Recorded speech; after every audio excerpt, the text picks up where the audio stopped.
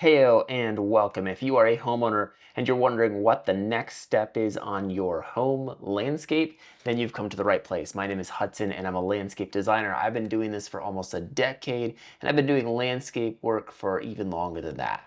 So thanks for joining us today. We're going to look at what you do if you've got an overgrown landscape. How do you know if it's overgrown and what are some alternatives? So let's jump into it. When you're thinking about your landscape, one of the first things you want to do is evaluate how you use the space. Look at this. This is an older home. However, it has been fixed up. Look at these nice bistro lights, some ornamental stuff going on the porch, nice rocking chair. So even though this is an older home, what I'm seeing already is that whoever lives here now has fixed it up and they're probably younger just based on the aesthetics and taste. Notice how the space is used. So obviously the porch space is getting used with this rocking chair.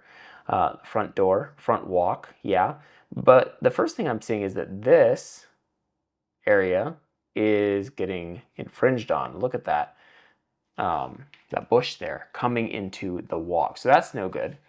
And one of the other things is there's a door over here that comes straight out onto the driveway. So people are probably using this, especially if you have little kids.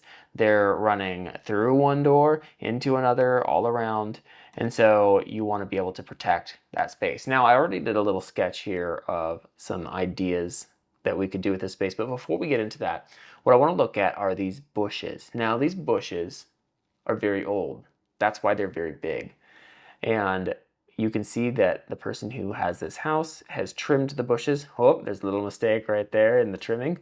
Just slipped with the shears a bit, but you can see that it's very nicely taken care of. And that's amazing. However, these bushes are so large that they're beginning to encroach on the living space, which is a problem. And let me tell you a little secret that landscapers don't tell you every time.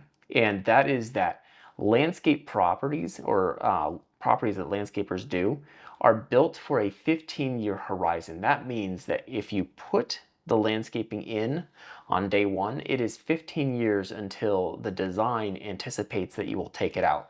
And the reason for that is that a lot of these plants keep growing.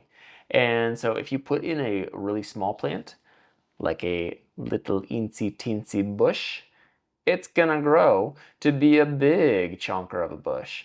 And that is exactly what has happened here. So what I would recommend if you wanted to keep the evergreen look, because these are evergreen plants, and you wanted to keep the same aesthetic, but just tone it down a little bit, then what I would recommend is doing boxwoods along the house just right where these bushes are. Take these large bushes out, remove them, and then put in boxwoods as a hedge. And there's two varieties of boxwoods here.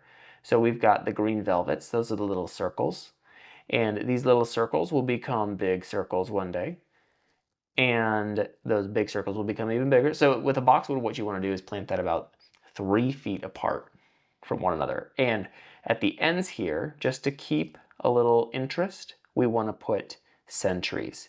And so I've got a sentry here and a sentry here by the walkway. But then there's also one here on the corner of the house. And the reason for that is that if you just did these three, and forget this guy back here, but if you just did these three, that would create this design principle. Get a little space here. That creates this isosceles design principle where you have two really close together accents and then one further away. And these don't just have to be accents, these could be anything. If you want to create a natural feel for things, there is this pattern repeated in nature all the time where you have two things really close together and then one further away. Look at constellations, for example. You'll see this repeated all the time where our minds just naturally connect dots between things that are in that pattern, that isosceles, two close together, one further away. And so if you want to make it feel really comfortable and really natural while still being an odd number of plants, that is a great way to do it. Now, if you wanted to balance everything, since this is a very square, cut and dry house, You could also put another green mountain boxwood back here. Now, the difference between green velvet boxwoods, which are the circles, and the green velvets, which, we want to do a triangle.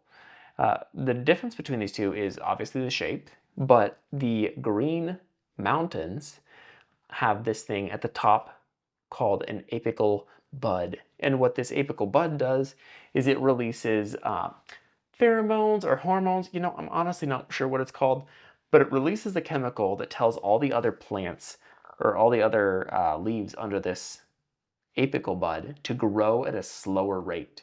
And that keeps it in that triangle formation. And actually, other pointed trees do this as well, including all pine trees, pretty much, and many forms of oak. So oftentimes it's really difficult to grow grass under oaks because of the suppression chemicals that they are releasing, the hormones that they're telling all the other plants under them to grow more slowly. So there's your little horticulture lesson for the day. Now that we've got our evergreens in, what we can do in front of these is something small and textured. I like something that looks maybe a little like that, with a little bumpy texture. So I'm gonna switch here to, let's go green. We have a good green. Oh yeah, it's a nice green. So we're gonna go with a green something right up here. And this green can be any number of things. I would do a perennial, personally. So we could do a perennial that is flowering. That would be preferable, but we could also do something that flowers for a short period of time and then is evergreen the rest of the year. So creeping phlox would be an example of this. And then a geranium of some kind would be something that was blooming for a majority of the season, but not the entirety of the season, while still being a great perennial. And then honestly, I wouldn't do anything right in this section, and the reason for that being those pathways leading from the garage in the back of the house up the front deck to the front area. In fact, if I were doing a full landscape redesign, I would put in a pathway there with ornamental stone or some such.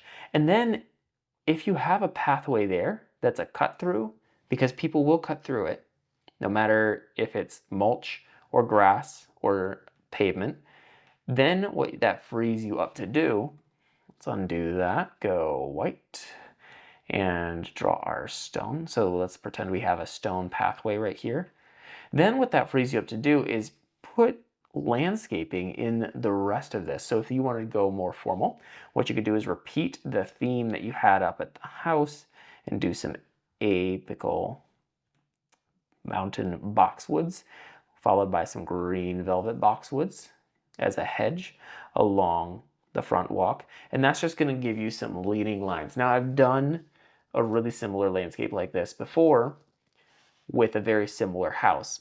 Big, boxy, old traditional house, and almost an identical setup where the driveway was right next to the front walk and it led straight from the road right up to the front door.